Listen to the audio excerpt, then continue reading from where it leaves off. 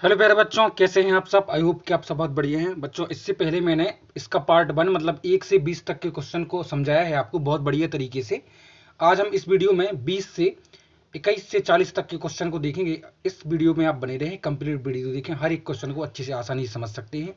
आपको जैसा पता है आपकी 12 तारीख से एग्जाम होने वाली हैं कक्षा 8 के, तो इसी एनईएस के तहत अभ्यास प्रश्न बैंक के तहत ही होंगे। ठीक है, और अभ्यास मॉक टेस्ट वगैरह सब में ये इसी के आधार पर क्वेश्चन आ रहे हैं, तो उनको ध्यान से देखें बच्चों। ठीक है, और प्ले लिस्ट में जाके आप सर्च करेंगे तो आपको दूसरी वीडियो भी और अन्य वीडियो भी मिल जाएंगी, है ना। डिस्क्रिप्शन में लिंक है, वहाँ से जाकर आप चेक कर सकते हैं। ठीक है, तो वीडियो को लाइक और चलो सब्सक्राइब जरूर कर दें, अगली वीडियो भी जल्द आएगी। पहला क्वेश्चन है क्वेश्चन नंबर 21। देखिए कि दिए हुए चित्र को ध्यान से देखें बच्चों। एक टंकी दिख रही है, टंकी में आ बा सा दा ये नल है।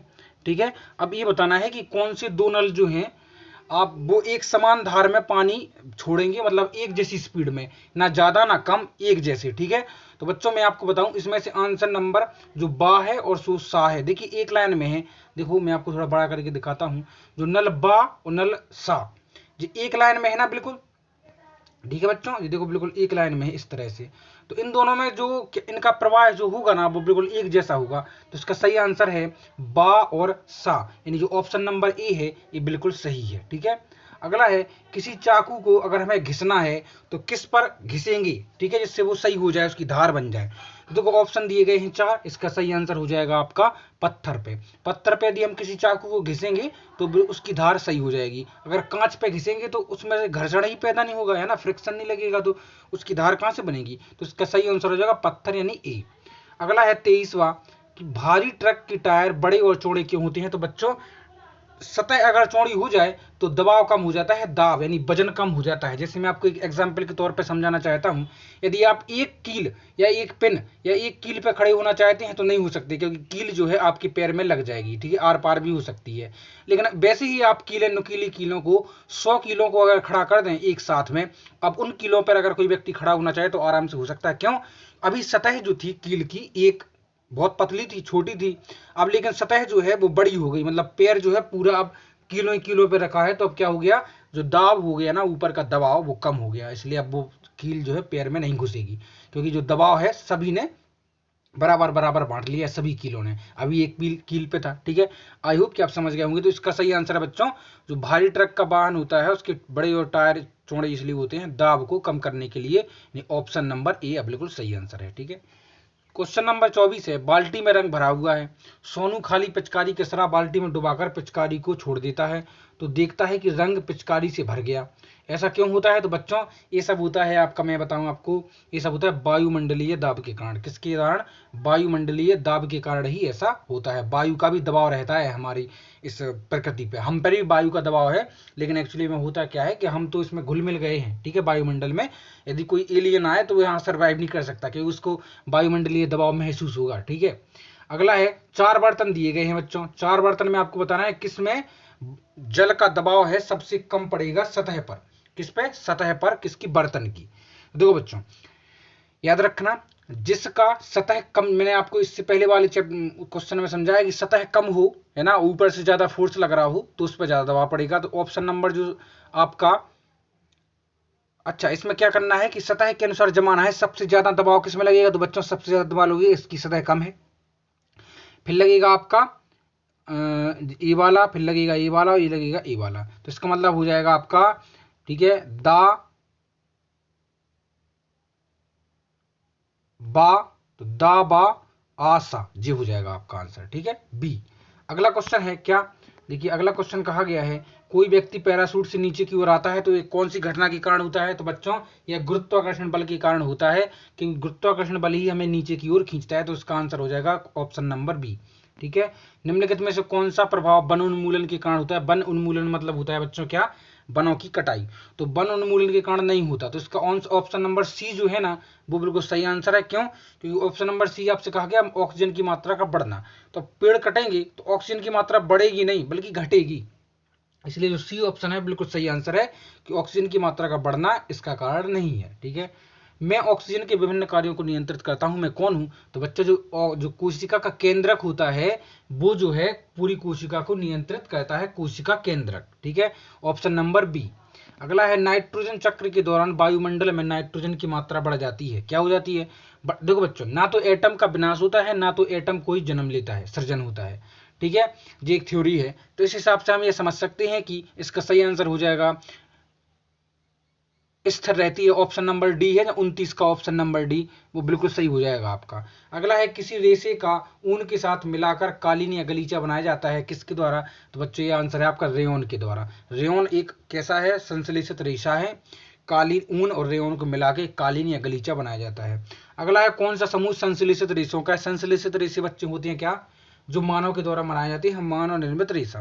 प्राकृतिक रेशा होता है जैसे ऊन, जूट, पटसन, है ना, कपास, रेशम, ये प्राकृतिक हो गए। अब मानवों के द्वारा भी बनाए जाते हैं तो वो संश्लेषित हो जाते हैं। तो इसमें जो सी ऑप्शन है ना आपका, पीवीसी, पॉलीथीन और बेकलाइट, ये जो है आपका सही आंसर है। ठीक है, सी। अगला है निम्नीकरण यानी जैव अपघटन पदार्थ। जैव अपघटन मतलब होते हैं जो पदार्थ सड़ जाते हैं या गल जाते हैं। तो बच्चों इसमें से जो आपका बी ऑप्शन होगा वो बिल्कुल सही होगा, क्योंकि बी ऑप्शन में लिखा है सब्जी और फलों के छिलके जो सड़ या गल सकते हैं। अगला है दी गई तालिका में जंतुओं के आधार बताइए किस आधार पर वर्गीकरण किया गया है। तो देखो, सांप, भेड़िया, बाघ, बकरी, भैंस और हाथी। तो इसमें जो सांप, भेड़िया, बाघ है ये मांसाहारी है, बकरी, भैंस और हाथी शाकाहारी है, इसलिए हम कह सकते हैं कि इनको भोज्य पदार्थ के आधार पर वर्गीकृत किया गया है। इसमें ऑप्शन नंबर ए बिल्कुल सही हो जाएगा। ठीक है, दिए गए परिपथ में दोनों तारों के मध्य किस वस्तु को रखने पर बल्ब जल जाएगा? तो बच्चों धातु जो है ऊर्जा का या लाइट विद्युत का सुचालक होती है। तो देखो, गंधक होता है सल्फर। ठीक है, सल्फर एक अधातु है, कोयला भी अधातु है और लकड़ी भी अधातु है, लेकिन जो लोहे की छड़ है वो धातु है, यहां से जो है विद्युत की करंट पास हो सकता है। तो ऑप्शन नंबर सी बिल्कुल सही हो जाएगा आपका। अगला है सामान्यतः धात्विक ऑक्साइड क्षारकीय और अधात्विक अम्लीय के होते हैं, है ना। निम्नलिखित में से किस ऑक्साइड का जलीय विलयन नीले लिटमस को लाल कर देता है? तो बच्चों नीले लिटमस को लाल करता है कौन? क्षार। क्या करता है? क्षार। क्योंकि अम्ल जो है हाँ, नीले विलयन को लाल करता है अम्ल, याद रखना। तो अम्ल जो है नीले विलयन को लाल कर देता है और क्षार जो है लाल को नीला। ठीक है, तो इसका सही आंसर हो जाएगा ए, सल्फर डाइऑक्साइड जो है आपका, इसका सही आंसर हो जाएगा ए। ठीक है, अगला है चूल्हे पर आलू की सब्जी पका रहा है बूझू, तो उसे देखा उसकी सब्जी पकाने का बर्तन काला हो गया है तांबे का नीचे से। इसका क्या कारण हो सकता है? तो बच्चों आपने देखा होगा गैस पर हम कुछ भी पकाते हैं तो नीचे से काला नहीं होता है, क्योंकि गैस पर ईंधन का पूर्ण रूप से दोहन हो जाता है। लेकिन जैसे ही हम चूल्हे पर खाना पकाते हैं तो उसमें ईंधन का पूर्ण रूप से दोहन नहीं हो पाता, धुआं छूटता है, तो नीचे से उसकी सतह काली हो जाती। इसका सही आंसर हो जाएगा सी, ईंधन का अपूर्ण दोहन। ओके, अगला है ऑप्शन नंबर 37, प्रश्न नंबर, पदार्थ जिसका ज्वलन ताप कम है, ज्वलन ताप कम का मतलब वो जल्दी जल जाए, उसका कम होता है। जो देर में जले, ज्यादा हीट ले, उसका ज्वलन ताप ज्यादा हो जाएगा। जैसे कि अगर हम लकड़ी और कागज को कंपेयर कर ले तो कागज का ज्वलन ताप कम होगा, लकड़ी का ज्यादा होगा, क्योंकि कागज थोड़ी सी आग में ही जल जाएगा। ठीक है, इसलिए इसका किसका ज्वलन ताप कम है, इसमें पूछा गया है कि अगर हम माचिस की तीली को मतलब अग्नि के पास ले जाते हैं तो क्या होगा? तो इसका सही आंसर होगा ए नंबर, ऑप्शन का ए, आसानी से आग पकड़ लेगा। ठीक है, अगला है vitamin A, B, C, D की में देखो, विटामिन ए की कमी से होने वाला रोग है आपका कौन सा? रतौंधी। ठीक है, विटामिन बी की कमी से हो जाएगा आपका बेरीबेरी, सी की कमी से स्कर्वी और डी की कमी से रिकेट्स। यानी ऑप्शन नंबर जो सी है वो बिल्कुल सही है, रतौंधी, बेरीबेरी, स्कर्वी और रिकेट्स। ठीक है, आंसर नंबर, क्वेश्चन नंबर है 39,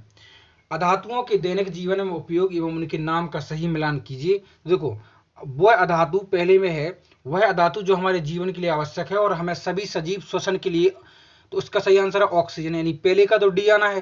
ठीक है, तो पहले का डी कहाँ है? तो पहले का डी जो है आपका बी नंबर में है, तो बी ऑप्शन बिल्कुल सही हो जाएगा आपका। ठीक है, अगला है कि ध्वनि की चाल से संबंधित निम्नलिखित से कौन सा कथन सत्य है? कि ध्वनि की चाल, तो ध्वनि की चाल द्रव की अपेक्षा वायु में अधिक होती है, वायु की अपेक्षा द्रव में। देखो पहले तो ये सुन लो कि ध्वनि की चाल जो है ना वो हवा में सबसे ज्यादा होती है, सबसे ज्यादा, और पानी में उसके बाद कम, थोड़ी कम होती है हवा से। और निर्वात, जहां हवा या पानी कुछ ना रहे वहां पे ध्वनि की चाल शून्य हो जाती है, क्योंकि ध्वनि को भी माध्यम चाहिए एक जगह से दूसरी जगह जाने के लिए। तो जहां पर कुछ ना हो, ना पानी हो ना हवा हो, वहां शून्य हो जाती है, कुछ नहीं होता है वहां पर, ठीक है। इससे समझ सकते हैं कि द्रव की अपेक्षा वायु में अधिक होती है ध्वनि की चाल। तो पहला ऑप्शन ही बिल्कुल सही हो जाएगा। आई होप कि आपको क्लियर हो चुके होंगे 20 प्रश्न। अगली वीडियो में मैं जल्दी ही, आप कमेंट जरूर करें कि सर जल्दी वीडियो लाइए, तो मैं जल्दी और बनाऊंगा। अगली वीडियो में आपको जल्दी करता हूँ, मिलता हूँ। Take care. चैनल को सब्सक्राइब जरूर कर दें।